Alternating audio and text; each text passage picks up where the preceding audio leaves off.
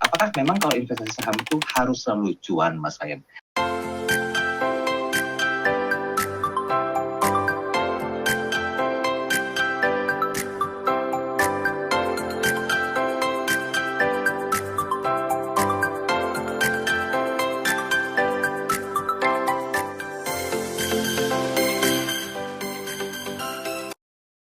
Iya, memang. Jadi ribet mau pakai yang paling ribetnya saya kalau pakai sepatu kets. Waduh, kalau pakai sepatu kets basah semua. Moga-moga juga memicu adanya cuan investasi saham ya. Siap. Oke, hari ini kita bahas tentang 5 tips cuan investasi saham. Ya. Dan nanti bagi Anda para Smartisers yang ingin berinteraksi, tahu lebih jauh tentang bagaimana tips-tipsnya, boleh bergabung di WhatsApp kami. 0812 11 12 959. Dan kami juga live di kanal YouTube Smart FM. Anda bisa berinteraksi di kolom live chat yang sudah kami siapkan. Tapi jangan lupa ya, untuk bisa follow, kemudian juga like, comment, dan subscribe kanal YouTube Smart FM, agar kita bisa terus menghadirkan video-video berkualitas, edukasi, dan juga inspirasi di kanal YouTube Smart FM. Mas Ryan, surprise-nya dulu kita bahas, investasi saham itu apa sih sebetulnya? Kok kita harus ngebahas tentang tips cuan? Ya, baik. Jadi ketika kita berbicara kata-kata investasi saham, sebenarnya line paling dasarnya itu adalah membeli saham adalah membeli perusahaan. Ini yang perlu kita ketahui. Jadi ketika kita mungkin selama ini nggak memiliki pemahaman bahwa bayangkan ada sebuah perusahaan yang sangat besar di Indonesia. Entah Anda mau membayangkan perusahaan apa, mungkin perusahaan itu nilainya adalah 1 triliun gitu. Ketika kita melihat bahwa perusahaan ini bagus, sudah berjalan mungkin 50 tahun di Indonesia, maka rasanya kita bermimpi gini, andaikan saya itu punya perusahaan seperti ini, enak ya, tidur, makan tidur udah pasti aman lah, bangkrutnya susah. Ya kan kalau yang namanya suatu perusahaan begitu sustain-nya, maka dia untuk bangkrut pun susah. Biasanya ada kata-kata yang namanya too big to fail. Andaikan saya bisa memiliki perusahaan ini. Tapi kalau ternyata bisa pun nilai 1 triliun saya tidak punya. Ternyata ada satu kabar baik bahwa perusahaan ini memperkenankan orang untuk membeli sebagian daripada perusahaan itu. Misalnya dia pecah-pecah jadi 1 triliun kepemilikan juga deh. Artinya kalau nilai 1 triliun dibagi menjadi 1 triliun kepemilikan, berarti kan masing-masing bisa membeli dengan nilai Rp1 kan? Ya. Artinya kan ditanya, oke Ryan kamu punya uang berapa? Gimana kalau saya punya 100.000? Ya lumayan, berarti karena Rp1 itu saya punya 100.000 rupiah dari 1 triliun. Dan ya tiba-tiba kita jadi bilang kayaknya oke juga ya, ternyata saya walaupun saya tidak punya uang sebanyak 1 triliun, saya bisa memiliki perusahaan 1 triliun mulai dari 100.000. Nah, itu adalah konsep daripada kepemilikan saham pada perusahaan-perusahaan yang hari ini Anda bisa beli sahamnya di mana? 1 di Indonesia, maka ada di Bursa Efek Indonesia. Kalau Anda pergi ke Amerika, maka mungkin ada dari Bursa Amerika.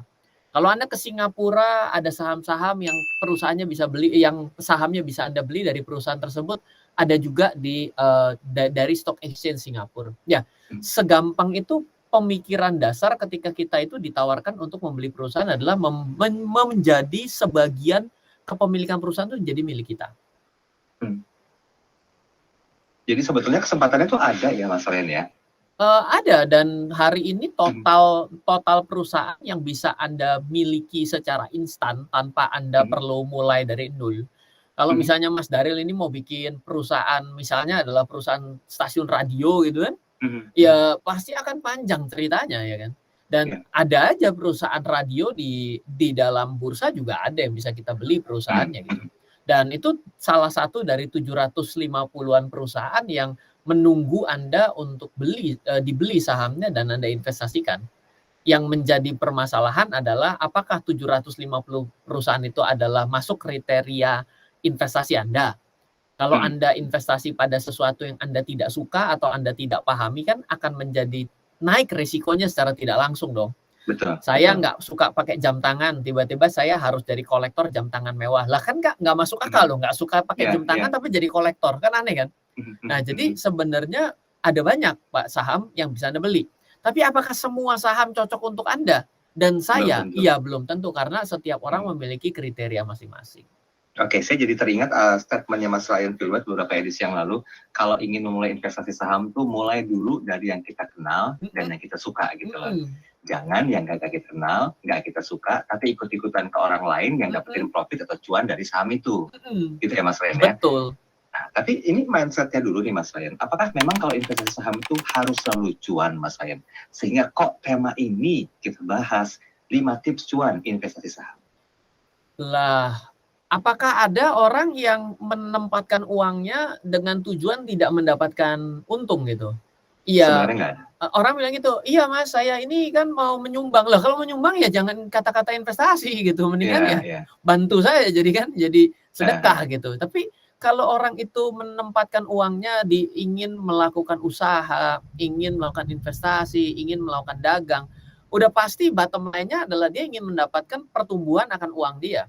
Maka ya secara tidak langsung kita ingin untung. Namun apakah semua usaha yang kita lakukan pada akhirnya menghasilkan keuntungan?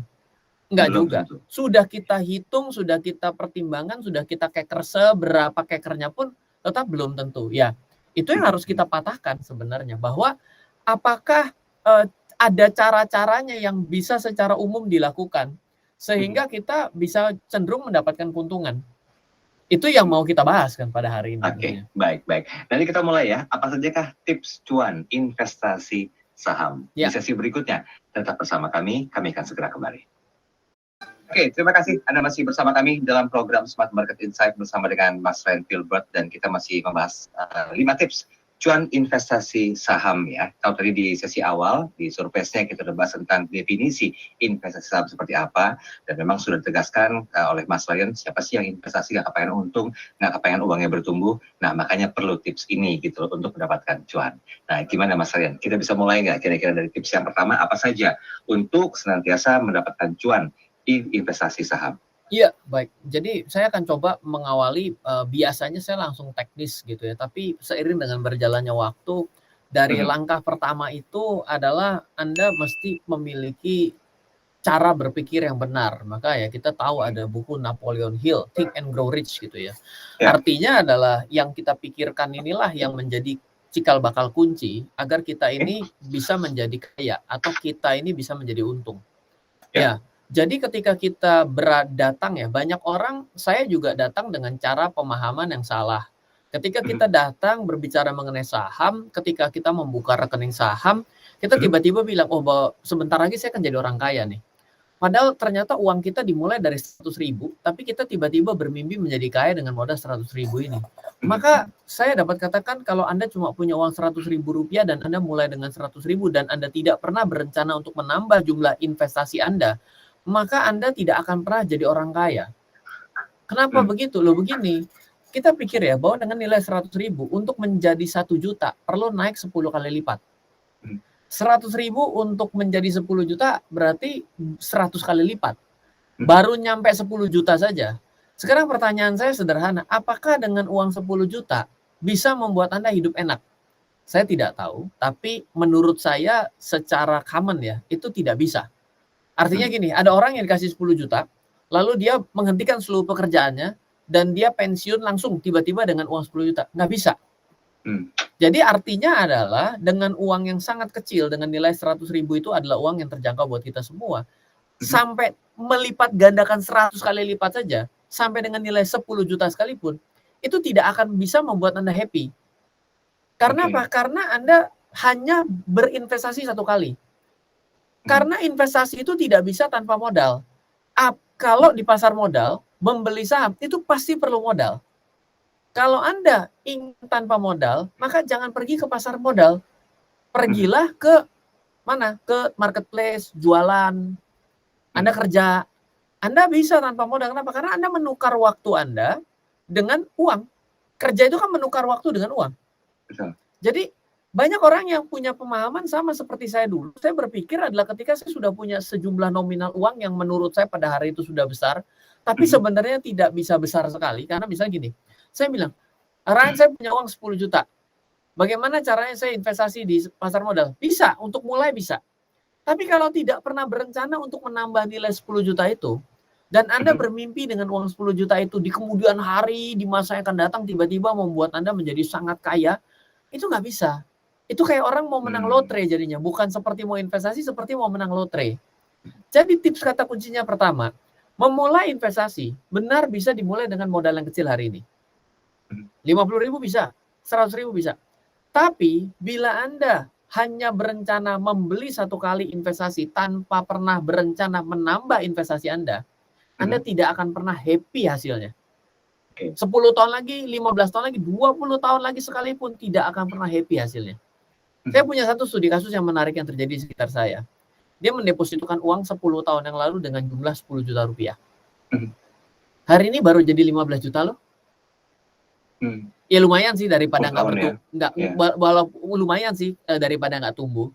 Tapi apakah kira-kira ketika sudah ditinggal 10 tahun menjadi 15 juta? Keren loh, 50%. Apakah happy? Belum tentu. Enggak dijawab, saya jamin jawabannya enggak, Mas Daryl. Kenapa? Karena cuma segini ya. Kok nyesel gitu. Ya orang nilainya cuma 10 juta, coba dia taruh 1 triliun. Jadi 1,5 triliun kan? Iya dong. Jadi 1,5 triliun. Iya. Jadi kita kalau bicara mengenai nominal, kita betul bisa mulai dengan uang yang kecil. Tapi kata kuncinya dalam investasi adalah keteraturan. Keteraturan. Jadi Anda harus mau melakukan investasi itu secara teratur. Nggak bisa cuma sekali dan kecil pula. Anda akan sakit hati dengan investasi Anda. Oke, berarti bisa dikatakan rutinitas dengan nilai yang sama dilakukan terus-menerus itu akan membuahkan hasil. Rutinitas dengan nilai yang kecil itu nggak apa-apa. Tapi kalau rutinitas besar udah pasti bagus. Ya. Tapi saya begini Mas Ryan, kan kebanyakan orang kan masih belajar gitu ya. Mereka masih takut-takutan untuk menginvest uangnya. Taruhlah 100.000, tapi mereka sering invest terus. Lama-lama kan besar juga kan, sehingga nanti memunculkan satu keberanian. Oke, masukin lebih besar, 3 kali lipat, 10 kali lipat. Itu yang betul. Kenapa? Karena mindset 100.000 itu adalah seperti hari pertama Anda memulai olahraga. Coba Anda tiba-tiba begitu olahraga ambilnya maraton langsung. Iya, jebol, kaki jebol, jantung jebol, kapok besok. Tapi kita mulai lari 2 keliling, nggak apa-apa 2 keliling lumayan gitu ya. Nah, nanti lama-kelamaan ditambah. Jadi yang dipentingkan itu adalah jangan cuma sekali, lakukan berkali-kali, dimulai dari yang kecil tuh nggak pernah masalah. Gitu. Oke, yang pertama. Yang kedua Mas Ryan. Oke. Yang kedua adalah kita perlu memiliki sebuah gaya. Gaya itu mungkin saya sebutnya gaya, tapi bagi orang namanya strategi. Kita tuh mesti kenal, kita ini sukanya tuh maunya apa sih? Oh, saya suka investasi saham. Oke. Suka sahamnya yang slowly but sure, pelan-pelan tapi bisa naik. Atau cari saham yang jedak-jeduk. Gampang naik, gampang turun, gampang naik, gampang turun. Oke.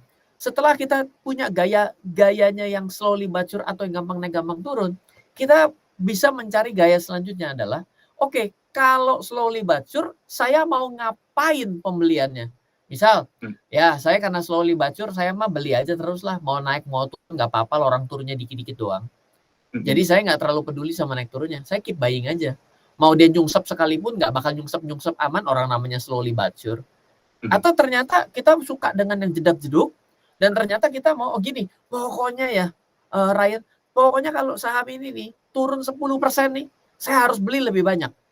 Nah, jadi tiba-tiba dia sudah punya gaya nih, bahwa dia tahu dia sukanya saham yang naik turunnya kenceng, tapi ketika dia turunnya lebih kenceng lagi daripada kondisi yang kenceng, jadi dia lebih kenceng daripada yang kenceng biasanya, saya akan beli lagi lebih banyak. Jadi dia punya gaya, tanpa sadar sebenarnya ketika dia melakukan itu, dalam bahasa keuangannya, satu disebut dengan strategi market timing. Jadi dia sudah punya market timingnya nih. Ya, dia sudah bisa memilih selektif sesuai dengan kesukaan dia.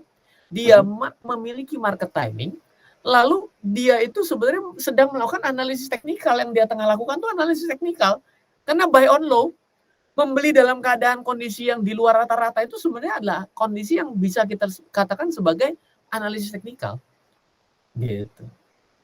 Oke.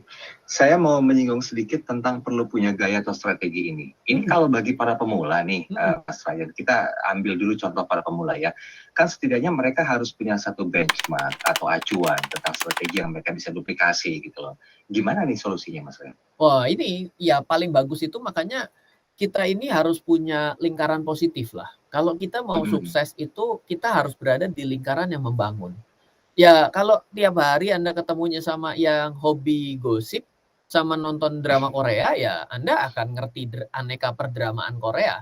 Nah, tapi kalau Anda ketemunya dengan orang-orang yang pemikirannya investasi, kita akan menemukan berbagai macam cara berpikir di sana.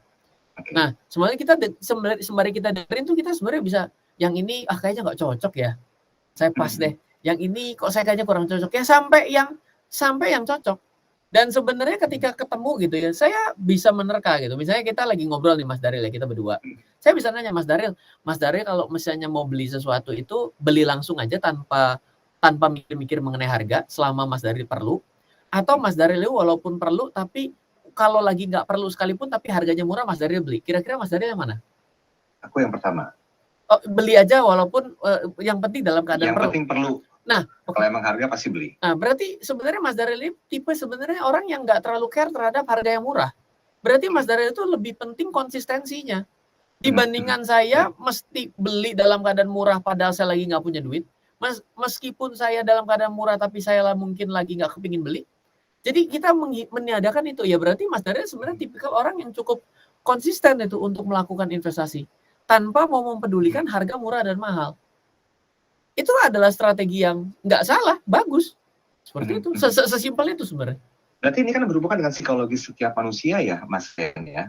Maksudnya begini loh, kalau ketika circle kita itu positif, tadi kan Mas Ren mengatakan, ya saya belum tentu cocok dengan si A, dengan gayanya, strateginya. Saya juga belum cocok dengan si B dan seterusnya. Nah, menemukan gaya yang pas, itu kan pasti ada pemilahan di antara gayanya si A, si B, si C. Digabungkan dengan gaya kita sendiri. Nah, apa yang mungkin mesti jadi satu pertimbangan buat kita nih, Mas Ryan nih, yang masih bingung gitu loh untuk menemukan gayanya? Kalau zaman awal pertama kali saya mulai, saya suka pergi dari kelas ke kelas, ikut seminar, di sana kenalan. Jadi pertama saya belajar dari si yang ngajar, saya coba pikirkan apakah metode dia itu sesuai dengan saya. Tapi sambil saya belajar, tentunya kan sama yang ngajar biasanya jauh dong, nggak bisa tanya jawab ya. Betul. Nah, ini kan sewaktu kita belajar kan kita punya teman-teman di sini. Kita tukeran nomor. Kita belajar dia tuh ngapain sih. Ternyata dia nekat loh, gayanya kayak orang money game. Ini investasi apa money game? Nah, berarti nggak cocok sama saya minggirin.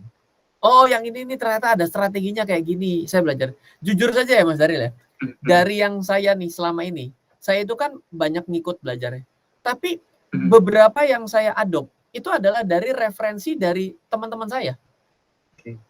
Ryan coba deh pelajarin yang ini. Gimana menurut lu? Saya bilang, ayo sini saya lihat.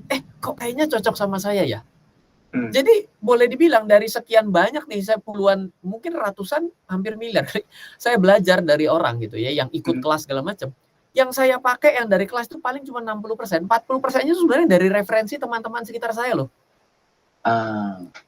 Jadi ini menarik besar ya. Loh. Iya. Nanti kita bahas ya, karena banyak orang yang memang dia lebih percaya dari referensi orang-orang sekitarnya ketimbang dari kelas. Karena melihat mungkin dia suksesnya dia kan karena perjalanannya dia gitu loh, bukan karena orang terdekat yang ada di sekitar kita. Nanti Mas Ryan ya, kita bahas lebih detail ya di sesi berikutnya. Ya, terima kasih seperti itu Anda masih bersama kami dalam program Smart Market Insight bersama dengan Mas Ryan Gilbert, dan kita masih bicara tentang 5 tips cuan investasi saham ya. Ini untuk Anda para investor baik pemula maupun yang sudah profesional di bidangnya, harus bisa kembali memikirkan ini sebagai sebuah bentuk edukasi tambahan ya. Jangan mentang-mentang udah mendapatkan profit atau cuan terus tapi tiba-tiba mengabaikan beberapa poin penting ini. Baru 2 Mas Ryan, nanti kita mulai dulu yang ketiga. Silakan. Ya, baik. Oke.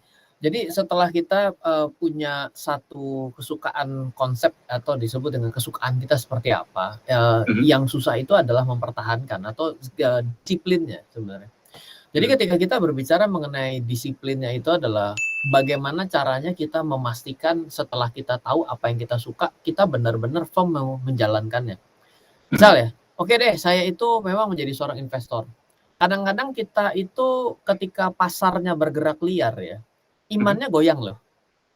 Wah, turun terus nih. Betul, betul. Bener nggak ya saya melakukan pembelian berkala ini adalah kondisi yang benar? Wah, naik terus nih. Saya sih rencana 5 tahun, tapi kok kayaknya it's time to sell ya gitu. Nah, jadi disiplin ini sebenarnya akan kembali kepada rencana dan apakah kita sudah belajar cukup jauh. Misal begini, kita semua sama-sama belum ada yang pernah pergi ke masa yang akan datang, ya dong? Mas Daryl pernah pergi ke masa depan? Nggak pernah.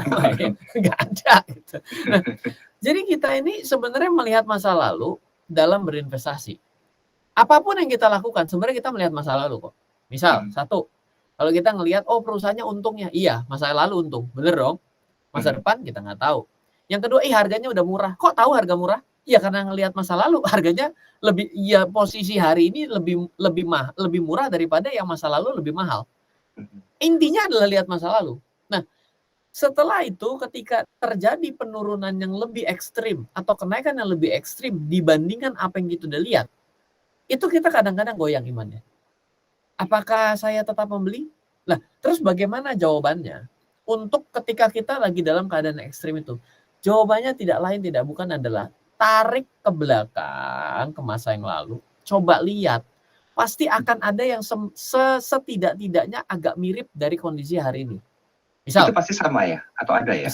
Sama sih nggak mungkin lah, tapi ada. mirip gitu. Misal gini, saya misalnya lagi membeli sebuah perusahaannya adalah perusahaan pertambangan. Saya udah niat sekali, saya sudah yakin sekali bahwa ini adalah saham yang bagus, saya akan membeli secara berkala.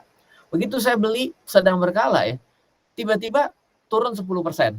Kita bilang, ini mah biasa, 10% udah biasa. Gitu. Turun 15%. Lalu, loh, kok turun 15% ya? Saya mulai goyang nih. Apakah saya melihat salah ya? Apakah ini adalah akhir dari saham ini? Kan bisa begitu ya? Nah, caranya bagaimana? Coba lihat. Apakah di masa yang lalu dia juga pernah turun melebihi daripada nilai 10% tersebut? Nah, oh iya ternyata pernah. Oh, ketika pernah itu apa kondisinya yang bisa kita mirip-miripkan dari kondisi hari ini? Lalu berapa lama dia turun dan berapa lama dia kembali? Nah, dari situ kita akhirnya memiliki kepercayaan diri loh. Kalau kita tidak ngelihat sahamnya, kita lihat perekonomiannya. Masa iya perekonomian terjelek sepanjang sejarah segala masa hari ini? Pasti akan ada kondisi terjelek sebelumnya juga dong. Bagaimana nih kondisinya untuk pulih? Lalu setelah kita lihat, kita biasanya jadi lebih tenang. Kalau lagi naik, kita juga bilang, ini lagi naik ya. Apakah saya jual semuanya atau tidak? Apakah ini sudah mencapai tujuan saya atau tidak? Maka ketika bicara disiplin mengenai tujuan, menurut saya tujuan itu disiplinnya bisa dua. Terhadap nominal atau persentase, atau terhadap durasi. Jadi kalau misalnya terhadap nominal begini, ya pokoknya saya kalau udah mencapai X juta, ya berarti ini udah selesai, tujuan investasi saya tercapai. Atau saya kalau udah naik X%, maka tujuan investasi tercapai. Kalau saya sudah menjalani di 3 tahun, berarti tujuan waktu saya tercapai. Jadi pasti akan ada disiplinnya yang mau kita pegang. Nah, biasanya sama juga seperti saya, itu nggak ada semuanya. Nggak ada semua itu nggak pernah ada. Gitu. Kalau itu semuanya nggak ada, wah berat kita akhirnya jadi pakai feeling aja. Jadi kayak kayak orangnya tuh nggak ketemu strategi dan gayanya juga ya. Selalu ada alasan dari segala sesuatu. Kok kamu begini ya? Sekarang ya kayaknya kondisinya begini. Kalau selanjutnya ya kondisinya begini lah. Jadi kayaknya nggak pernah ada sesuatu yang sifatnya bisa dipegang. Jadi sangat tidak bisa dipegang. Itu nggak akan membuat investasi saham kita akan membuat kita happy kok. Kalau kita nggak ada apapun yang bisa kita pegang. Kenapa? Karena ada satu ya Mas Daryl, kalau kita belajar gitu ya. Nah, ini tapi jadi agak teknis, agak teori ya. Itu kan ada dalam teori ekonomi itu pasti ada kata ya, namanya adalah ceteris paribus. Ceteris paribus itu dari SMP kita udah belajar bahwa dalam keuangan itu tidak bisa semua halnya berubah. Harus ada satu yang kita pegang. Jadi apa yang saya mau coba sampaikan di yang ketiga ini, disiplin itu adalah berani memegang salah satu saja hal. Saya mau naik turun saya akan selalu beli. Oke. Pokoknya saya kalau udah 3 tahun ini adalah waktu yang tepat untuk saya selesai. Pokoknya kalau udah naik 5 kali lipat, oke, berarti ini selesai. Pokoknya kalau misalnya ini sudah nyampe persentase sekian, ini saya. Dengan kita melihat keadaan seperti itu, kita jadi lebih terarah. Kalau tidak, semuanya akan bergeser terus. Jadi nggak ada yang kita pegang dalam satu hal. Oke, Mas Ryan, tahan sebentar. Ini sudah ada beberapa komentar yang masuk dari WhatsApp. Saya coba ke Pak Jayadi terlebih dahulu. Pak Jayadi, selamat malam. Iya, selamat malam Mas Ryan. Mohon maaf, ini saya sudah mendengarkan dari sesi pertama sampai dengan kedua. Yang ingin saya tanyakan, apakah konsep 5 tips cuan ini juga bisa diaplikasikan dalam investasi tidak dalam saham, tapi dalam bidang properti? Iya. Gimana Mas Ryan? Sebenarnya semuanya sama. Jadi investasi itu gini, kalau saya bahkan sampai bahwa investasi itu sama seperti kayak gaya hidup kita, gitu loh. Coba kalau kita itu jadi orang yang selebor, nggak pernah mandi, pasti bau gitu. Saya nggak pernah olahraga, ya saya pasti nggak sehat. Ya, jadi kita itu sebenarnya semua aspek di dalam kehidupan kita itu sama saja. Tapi saya mencobanya untuk menjadikan ini kepada instrumen saham, karena kita mau fokus di saham. Tapi ketika kita lakukan di emas, ketika kita lakukan di properti, cara berpikirnya sama. Kita berada di lingkaran yang baik, ya, orang yang pemikirannya yang bagus, kita belajar dari sana, kita mengenal kondisi yang kita suka seperti apa, lalu kita menjalani secara disiplin kondisi tersebut. Itu kan sebenarnya dalam semua aspek itu sama aja. Dalam bisnis juga begitu. Anda setiap hari ketemunya sama rampok ya jadi jago rampok. Ya kan? Kalau Anda punya kesukaan, maksud saya ini nggak suka makan tapi saya tiba-tiba bisnis makanan, ya mati saya. Ya kan? Lalu yang ketiga ya saya masih punya disiplin. Kalau saya nggak punya disiplin dalam menjalankan menarik keuntungan dan menjualnya dan tetap berinvestasinya, saya nggak akan jalan dengan baik juga dalam instrumen tersebut kan. Oke, baik. Ada Ibu Julie Christie. Kalau Ibu Julie Christie bilang begini, ilmu ini apakah bisa diadopsi sama pemula, Mas Ryan? Karena saya dari tadi saya mendengarkan kok agak sedikit sulit pemahamannya. Karena saya baru berinvestasi, baru 3 bulan. Masih tebak-tebak buah manggis karena ikut-ikutan dengan teman Arisa. Baik, sebenarnya nggak susah, tapi mohon maaf mungkin kalau bahasa saya terlalu sulit ya. Sebenarnya yang saya mau sampaikan tuh cuma 3 poin. Pertama, kita itu jangan investasi dengan tebak-tebak buah manggis atau ikut-ikutan. Kita harus punya cara yang kita mau. Kita harus kenal dulu gitu loh. Lalu setelah kita punya cara yang kita mau dan sebaiknya Anda belajar dari orang yang tepat. Kalau Anda susah dalam belajar dari orang tepat, coba cari buku deh. Belajar meluangkan waktu dengan buku. Kenapa? Membuat YouTube siapapun bisa. Tapi menulis buku tidak semua orang bisa, apalagi diterbitkan oleh penerbit. Kenapa? Karena penerbit yang besar, dia juga akan punya moral obligation untuk kode etik untuk tidak menyebarkan buku yang salah toh. Jadi sebenarnya jendelanya itu sebenarnya masih sama seperti dulu gitu loh. Nah, setelah itu dari sekian banyak buku pasti nggak semuanya cocok. Masalahnya orang banyak yang tidak mau melakukan itu karena tidak punya waktu, merasa malas membaca, nggak bisa. Kenapa? Ini uang loh. Ini uang loh, artinya Anda bisa menghimpun uang sampai dengan saat ini, pasti ada pengorbanan. Pengorbanan waktu, pengorbanan pemikiran, dan lain sebagainya. Kalau Anda cuma ikut-ikutan, coba bayangkan betapa tidak bertanggung jawabnya kita terhadap uang yang sudah kita kumpulkan dengan susah. Betul nggak? Jadi saya bilang bahwa sebenarnya saya mau menyarankan agar setiap orang dalam investasi itu kenal dengan dirinya. Maunya apa? Karena apa? Banyak kan orang tidak kenal dia dirinya maunya apa.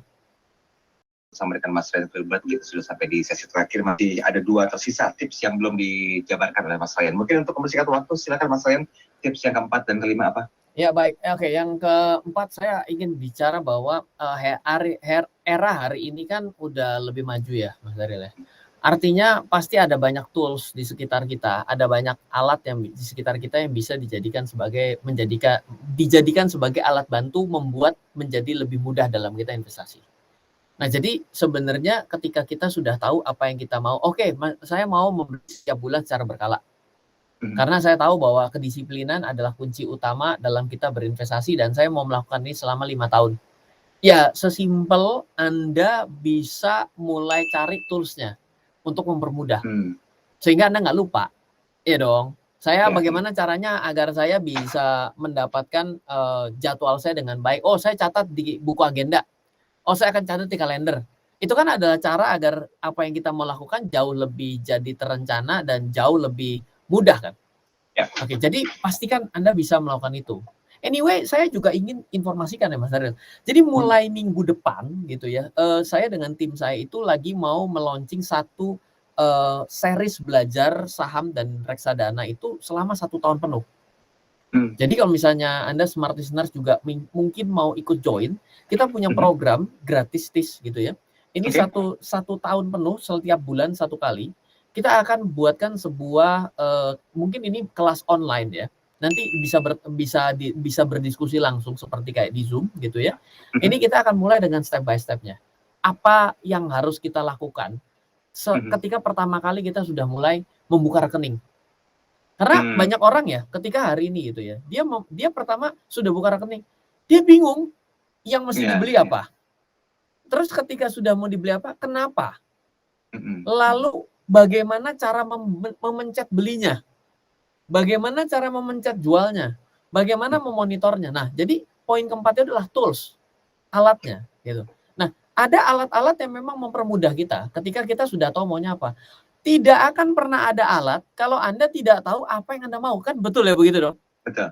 Saya mau nyetir yang enak loh. Ya nyetir enak apa? Automatic driving. Ya kan berarti kan nggak mungkin pakai mobil yang biasa. Oh saya ini pengennya yang mobil yang gas remnya tinggal gas rem doang ya. Berarti namanya mobil matic. Nah setelah kita tahu itu akan jadi lebih gampang. Ya, nah itu yang penting gitu. Jadi toolsnya itu bisa ada banyak alat bantu. Setelah kita bisa menguasai 3 dan kita janji disiplin ke dalam diri kita, yang keempat adalah gunakan alat bantu agar mendukung kedisiplinan Anda. Ini yang biasanya orang juga masih nyari-nyari pada hari ini. Ya karena apa? Karena tools banyak sekali.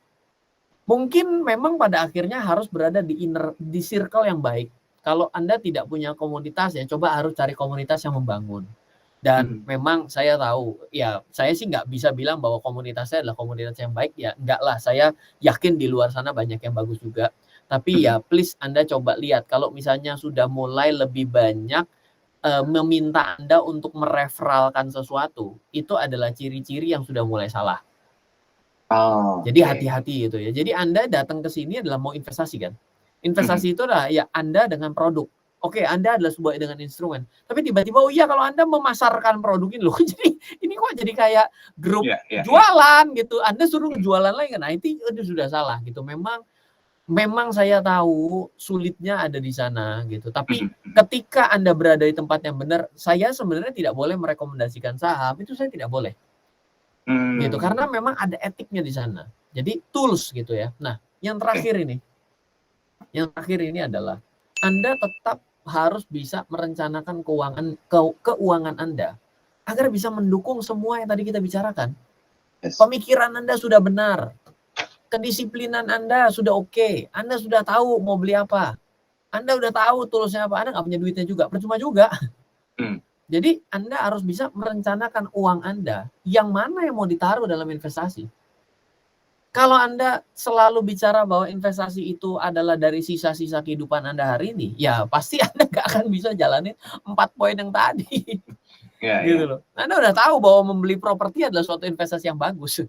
Tapi Anda nggak pernah bisa untuk menghimpun dana sampai bisa membeli properti. Anda juga ternyata tidak tahu bahwa properti bisa dibeli dengan harga Rp100.000. Loh, kok emang ada Ryan? Anda nggak pernah tahu karena Anda nggak pernah cari. Gitu. Jadi dari 4 poin tadi diakhiri dengan justru yang terbalik. Orang kan biasanya rencanakan dulu keuanganmu. Iya. Orang, saya mau balik lah. Konsep berpikirnya saya mau balik. Yang penting adalah kalau Anda udah punya semangat yang tinggi, udah punya minat yang tinggi, biasanya jalannya jadi ada. Tapi kalau dimulai dari uang yang banyak, biasanya jadi ngawur. Oke, masalah perencanaan keuangan ini benar sekali. Banyak orang yang bicara tentang masalah keuangan itu diletakkan di awal gitu ya. Tapi ini justru kebalik. Gitu. Apakah ada plus minusnya dengan konsep yang terbalik ini, Mas Ryan? Iya, jadi gini, saya kepingin sekali agar kita ini berada di dalam kondisi sampai bilang, aduh sayang banget ya saya nggak punya duit, padahal saya pingin sekali investasi itu. Itu sama ketika kita pengen sekali untuk membeli sesuatu, tapi kita nggak punya duit. Ya. Tiba-tiba kita tuh jadi berpikir kreatif, bagaimana caranya nih saya bisa membeli saham ini? Bagaimana caranya saya bisa membeli kripto inilah misalnya. Saya bagaimana cara bisa membeli properti ini? Tiba-tiba tuh kita jadi mau benar-benar mengupayakan. Kalau kita taruh di depan mulai dari keuangan yang sehat, kadang-kadang juga nggak berhasil juga. Maka kenapa nggak kita balik gitu ya? Ya. Oke, baik. Ini satu lagi yang baru masuk, sebentar ada Pak Ridwan. Kalau Pak Ridwan menanyakan begini, untuk bisa memulai investasi, saya masih agak-agak sedikit takut, Mas Ryan. Karena jujur, selama lebih kurang 1 bulan terakhir, semenjak saya pensiun, itu ada, saya sebut angka nggak apa-apa ya, Mas Ryan? Nggak apa-apa. Saya ada sekitar 50 juta rupiah yang ingin saya niatkan untuk investasi saham. Nah, bagaimanakah langkah-langkah yang bisa saya lakukan, termasuk berhubungan dengan tips yang Mas Ryan sampaikan malam hari ini? Baik, Pak. Ketika Anda memulai investasi di saham ketika Anda sudah pensiun, pertanyaan pertama adalah apakah uang 50 juta rupiah ini Anda memang punya rencana digunakan kapan? Bila rencana digunakannya mungkin 5 tahun ke depan, entah untuk kebutuhan anak Anda, kebutuhan Anda gitu, itu tidak salah. Tapi kalau Anda tiba-tiba berpikir dengan uang 50 juta ini dimasukkan saham menjadi biaya hidup bulanan Anda tercukupi, ini mulai salah cara pikirnya. Jangan lupa loh Pak Ridwan, ketika Anda memulai investasi saham besok, Anda itu usianya 0. Sama seperti anak yang sedang umur 17 tahun dibukakan rekening saham oleh papanya. Sama-sama knowledge-nya 0. Gitu. Loh Pak, saya ini orang yang mengerti keuangan loh. Saya ini admin finance, head of finance dari perusahaan. Iya, tapi bukannya menjadi orang ahli investasi loh. Benar nggak? Saya dengan segala permohonan maaf bukan artinya apa, tapi saya ingin sama-sama sadar bahwa once ketika kita mulai bisnis, once ketika kita mulai investasi di usia berapapun, kita sebenarnya dimulai dari usia 0 yang sama-sama. Ya. Jadi jangan berpikir bahwa Anda ketika sudah memiliki usia yang lebih dan Anda memulai investasi, Anda tidak dimulai dari start yang 0. Sama saja kok. Begini contoh, saya tidak mencontohkan dari Pak Ridwan, tapi saya mencontohkan dari keluarga di sekitar saya. Dia di PHK, dia sudah usianya lumayan, hampir 50. Tiba-tiba dia buka bisnis sendiri. Dan seumur hidup dia adalah seorang pekerja yang teladan. Apakah menurut Anda dia menjadi seorang pebisnis yang hari ini nggak banyak kepentok-pentok? Kepentok semua. Mulai dari pemasaran, mulai dari pricing, mulai dari handling customer terkait dengan keluhan, terkait stok, terkait dengan konsistensi, karena di restoran konsistensi rasa. Terlalu banyak sampai dia bilang, kok kayaknya enakan kerja, dia bilang. Dulu saya kira orang itu kalau bisnis enak. Ini nggak ada liburnya Senin ketemu Senin, dia bilang. Nah, ini loh terjadi gitu loh. Kita harus hati-hati. Jadi Pak Ridwan, bila Anda mau mulai investasi hari ini, selamat, Anda tidak salah. Tapi kalau Anda berpikir bahwa dengan uang 50 juta ini dijadikan sebagai pendapatan bulanan, karena katanya saham itu bisa menghasilkan pendapatan bulanan, itu bukan investasi, itu adalah dagang saham. Dagang saham itu Anda perlu lebih banyak mengenal know-how yang lebih ribet. Saya ngomong ribet aja deh daripada nanti berpikir terlalu gampang. Saya tidak mau mengatakan itu, tapi lebih ribet. Tapi kalau misalnya enggak Mas Ryan, saya ini kebetulan saya sudah punya usaha kecil lain, saya masih dapat penghasilan kecil-kecil dari sana. Investasi ini justru 50 ini adalah start awal. Yang saya mau pakai nanti benar-benar ketika saya 10 tahun lagi. Ketika saya 5 tahun, oh iya benar.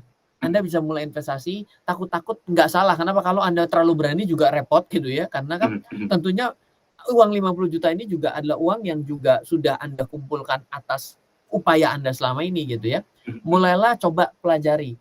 Oh, yang namanya investasi saham itu yang selama ini saham-sahamnya yang ada di Bursa Efek Indonesia, yang perusahaannya itu yang namanya Anda kenal, lalu juga produknya Anda tahu, lalu sudah bertahun-tahun lamanya, lalu juga menghasilkan keuntungan terus-menerus. Yang mana sih? Ya, start dari itu juga boleh. Seperti itu. Baik, semoga ini menjawab pertanyaannya Pak Ridwan di WhatsApp kami dan memberanikan diri untuk berinvestasi saham. Yes. Mas Ryan, terima kasih banyak waktunya malam hari ini. Ya. Kita ketemu lagi di Rabu minggu depan dengan tema dan pembahasan yang berbeda. Dan sorry buat Smart Business yang baru bergabung di WhatsApp, kita tidak punya waktu banyak untuk membahas pertanyaan Anda. Nanti mungkin kita akan coba recap untuk dibahas di edisi yang akan datang. Siap. Terima kasih sekali buat Anda. Saya Daryl Adam pamit undur diri. Selamat malam, selamat melanjutkan aktivitas, dan sampai jumpa. Halo, terima kasih sudah menyaksikan video di RF Channel on YouTube. RF Channel adalah channel edukasi untuk kita secara bersama-sama belajar dan mendapatkan aktualisasi mengenai investasi, keuangan, dan bisnis bersama saya, Ryan Filbert, dan tim. Add nomor WhatsApp saya di 0895 07 08 0789 0895 07 08 0789. Download aplikasi MyRF di Android atau iOS untuk mendapatkan artikel dan tema-tema khusus mengenai edukasi investasi, keuangan, dan bisnis pada aplikasi MyRF sekarang juga. Setiap bulan, saya bersama dengan tim memiliki kelas, mulai dari belajar trading dengan analisa teknikal, yang strateginya bisa Anda terapkan pada seluruh market, mulai dari saham, forex, hingga cryptocurrency, atau kelas investasi saham bernama Fundamental Camp. Untuk mengetahui kelas lainnya dan bertanya mengenai kelas, hubungi tim sekarang juga di 0852 882 6187. Sekali lagi, 0852 882 6187. Semoga terus bermanfaat. Dari saya Ryan Filbert, salam investasi untuk Indonesia.